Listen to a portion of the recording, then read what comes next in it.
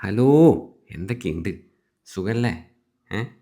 അപ്പം ഞാൻ ചെറിയൊരു ഇടവേളയ്ക്ക് ശേഷം വീണ്ടും വന്നിരിക്കുകയാണേ. ഉച്ചക്ക് നല്ല ചൂട് ചോറും മീൻ പൊരിച്ചയും കഴിക്കാൻ വേണ്ടിയിട്ട് ഒരു സ്പോട്ടിൽ കയറിയിട്ടുണ്ട്. എന്നിട്ട് അവിടുന്ന് ചൂട് ചോറും പച്ചക്കറിയും മീൻകറിയെല്ലാം കൂട്ടി കുഴച്ചിട്ട് അതിൻ്റെ ഇടയിൽ ആ പൊരിച്ച മീനിൻ്റെ പീസെല്ലാം വെച്ചിട്ട് ഒന്ന് കുഴച്ചിട്ട് ഞാനിതിങ്ങനെ കഴിച്ചുകൊണ്ടേയിരുന്നത്. നല്ല ചോറായിരുന്നു. പിന്നെ കുറച്ച് പരിപാടി ഉണ്ടായിരുന്നു എനിക്ക് ചെയ്ത് തീർക്കാനായിട്ട്. കുറച്ച് പാർസലെല്ലാം അയച്ചു കൊടുക്കാനുണ്ടായിരുന്നു കാൾടെക്സിൽ പോയിട്ട്.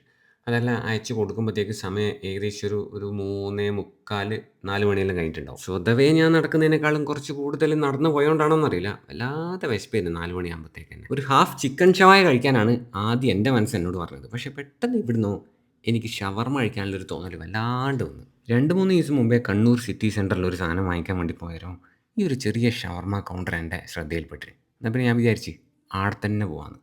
നേരെ അങ്ങോട്ട് വിട്ടു കേട്ടാ. ഇവിടെ 99 രൂപയ്ക്ക് ഷവർമ്മയും കിട്ടും. അതിൻ്റെ കൂടെ മെക്സിക്കൻ കൂളർ എന്ന് പറഞ്ഞിട്ടുള്ളൊരു വാട്ടർമെലൺ ജ്യൂസും കിട്ടും. മിൻറ്റ് ടീയും കിട്ടും. ചിക്കനും കസ്സും ഫ്രഞ്ച് ഫ്രൈസും സവാളയും പിന്നെ മയോണൈസും ഇട്ടിട്ടാക്കുന്നൊരു ഷവർമ്മയാണേ ഇത്. ഇതിൻ്റെ അകത്ത് ചിക്കനും ആ പറഞ്ഞ സാധനങ്ങളെല്ലാം ഉണ്ടല്ലോ അതെല്ലാം കൂടെ മിക്സ് ആക്കൂല. എല്ലാം വേറെ വേറെ ഇടുക. ഒരു പ്രത്യേക ടേസ്റ്റാട്ടാ. ഒരു വെറൈറ്റി ഫ്ലേവറിനെയാണ് ഞാനിതുവരെ കണ്ണൂരിൽ നിന്ന് കഴിച്ചതിൽ വെച്ചിട്ട് വൺ ഓഫ് ദി ബെസ്റ്റ് ഷവർമ്മയായിട്ടാണ് എനിക്കിത് തോന്നിയത്. ഈ സ്പോട്ടിൻ്റെ പേര് നാടൻ ഷവർമ്മ എന്നാണ്. ലൊക്കേഷൻ വരുന്നത് കണ്ണൂർ ഫോർട്ട് റോഡിൽ സിറ്റി സെൻറ്ററിലെ. സിറ്റി സെൻറ്ററിൻ്റെ നേരെ ബാക്ക് സൈഡിൽ ഒരു പപ്പാസ് കോംപ്ലക്സ് ഉണ്ട്. അവിടെയാണേ. താഴെ സിറ്റിങ്ങിനുള്ള സൗകര്യമെല്ലാം ഉണ്ട് കേട്ടോ. അപ്പോൾ അങ്ങനെ അവിടുന്ന് ആ ഷവർമ്മയും ജ്യൂസും മറ്റേ മിൻറ്റിയെല്ലാം 99 രൂപയ്ക്ക് കഴിച്ചിറങ്ങിയ ശേഷം ഞാൻ നേരെ പോയതൊരു കല്യാണത്തിനാണ്. ഇത് ഈ ഒരു ഇവൻറ്റ് മാനേജ്മെൻറ്റ് ടീം എന്നെ ഇൻവൈറ്റ് ചെയ്തിട്ട് ഞാൻ പോയൊരു വെഡ്ഡിങ് റിസപ്ഷനാണ്. പരിപാടി നടക്കുന്നത് കണ്ണാടിപ്പറമ്പ് എന്ന് പറഞ്ഞ സ്ഥലത്തെ ഒരു വീട്ടിൽ നിന്നാണ്. ഭയങ്കര വലിയ പരിപാടിയൊന്നുമില്ല. ഏകദേശം ഒരു മിഡിൽ ക്ലാസ് രീതിയിലുള്ളൊരു വെഡ്ഡിങ് റിസപ്ഷൻ എന്ന് പറയാം. പക്ഷേ കുറേ ആളുകൾ പങ്കെടുത്തൊരു പരിപാടി കൂടിയായിരുന്നു ഇത്.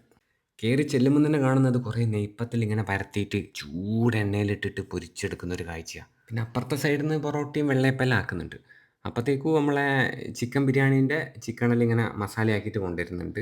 ഇതാണ് പെണ്ണും ചെക്കനും. ഇവരെ പേര് എനിക്ക് അറിയില്ല കേട്ടോ.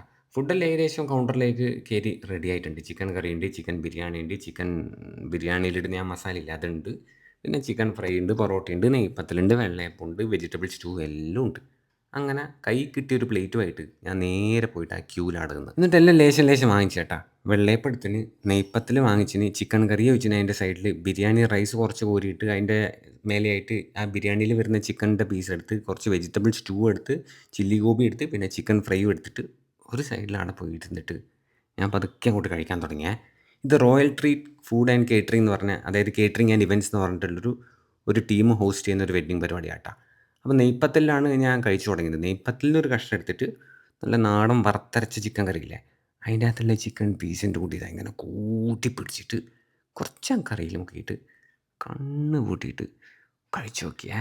അതിന് ശേഷമോ ലേശം ചിക്കൻ കറിയിൽ കുതിർന്ന ആ വെള്ളയപ്പത്തിൻ്റെ അറ്റത്തുനിന്ന് ചെറിയൊരു കഷ്ണം ഇങ്ങനെ ഇങ്ങോട്ട് കീറി എടുത്തിട്ട് ആ വറുത്തരച്ച ചിക്കൻ കറിയിലെ ചിക്കനിന് ഒരു പീസ് ഇങ്ങോട്ട് എടുത്ത് അതും ആ വെള്ളയപ്പത്തിൻ്റെ മേലെ വെച്ച് ലേശം ആ ചിക്കൻ കറിയിൽ ഒന്ന് മുക്കിയിട്ട് ഞാൻ ഇതും കഴിച്ചു നോക്കിയേ.